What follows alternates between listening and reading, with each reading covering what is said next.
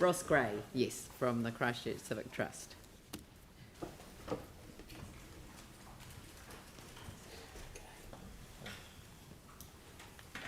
Dora, welcome.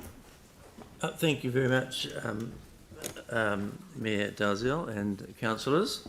I'm Ross Gray, representing the Christchurch Civic Trust, and we're going to be looking at three of the programs 5, 7, 8 and 9, with some comments which hopefully will endorse what has been written in the submission which you received some time ago.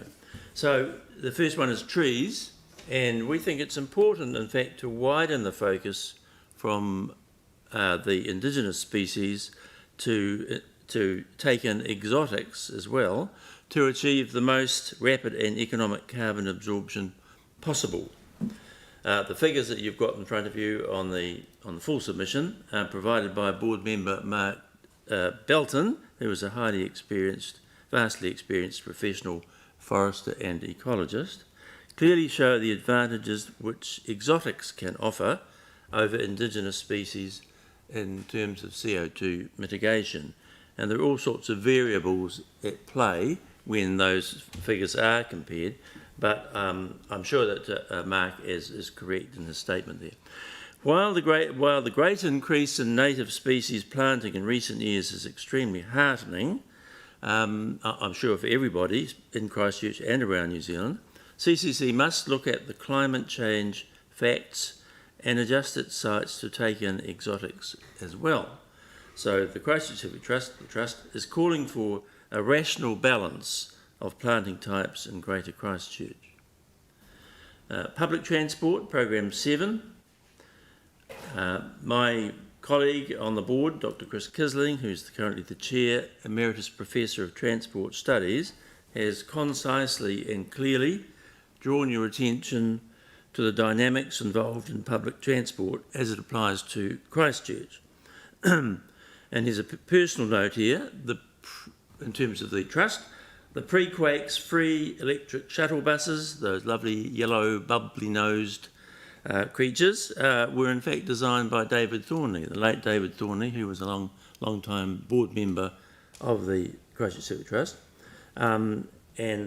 We feel that they should be reinstated as soon as possible, for obvious reasons. Post-quakes, there was a lost opportunity to utilise the available heavy rail network, that's to the west, south, and north, with potential huge energy savings and emissions reductions compared with motorway systems. As Dr. Kisling says, if a fraction of what's been put into motorways had been put into dealing with the possibilities of rail, then the savings in terms of climate change would already be considerable. Clear and decisive thinking about mass transport options is needed now, and we feel that there is an urgent need for some sort of transport central coordinating body which can deal with ECAN and CCC and can deal with rail and bus and so on issues. So lots to consider there, and no doubt money to be provided.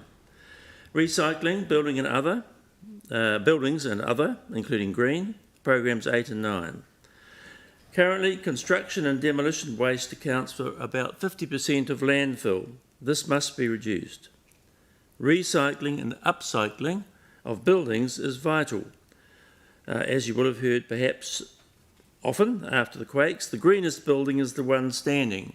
This dictum was ignored by central government after the quakes, and the tally of 250 odd heritage buildings demolished, let alone over 1,000 non-heritage, is testament to that. However, the CCC can pat itself on the back. There's been an exemplary approach by it with dozens of restorations of its own heritage stock. So that's fantastic. The concept that I'm talking about is almost entirely lacking in the CCC draft climate change strategy. It's hinted at in Program 8, but not dealt with specifically. 8% of the world's CO2 emissions are from cement manufacture. Demolition destroys embodied energy, results in heavy CO2 production. Timber construction must be encouraged and rewarded. And finally, the CCC 3 bins approach, we feel, has led the way, and really the word should be spread more and more nationally. Green waste potential problems with methane production need to be solved. The multi-truck collection system, can it be made less energy consuming and less CO2 emitting? Thank you. Well, that is the 5 minutes. That is the 5. Could I just, Madam Chair, just draw your attention to what I hope got to you all, and that is an attachment which I included with our written submission, and it's a 20-page attachment from the Civic Trust, initially to the Climate Change Commission, but sent your way because lots of the things apply to Christchurch. So I don't know if you got that or not. When did you send that, Ross?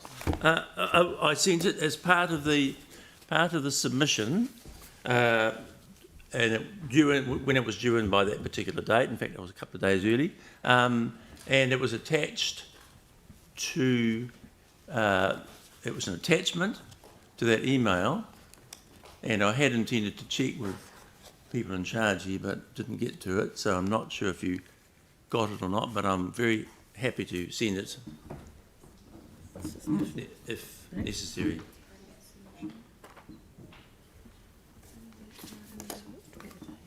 On the front page, folks, it's got the reference to Marion College, the building of the new Marion College in the old warehouse of Foodstuffs NZ. A good example of. We will track it back. Okay, we'll track it back. Thank and you. We'll make sure that all councillors get a copy of it. Thank you very much. Thank you. And thanks for raising it, because otherwise I wouldn't have known. All right. Okay. Thank you. Brian Hill.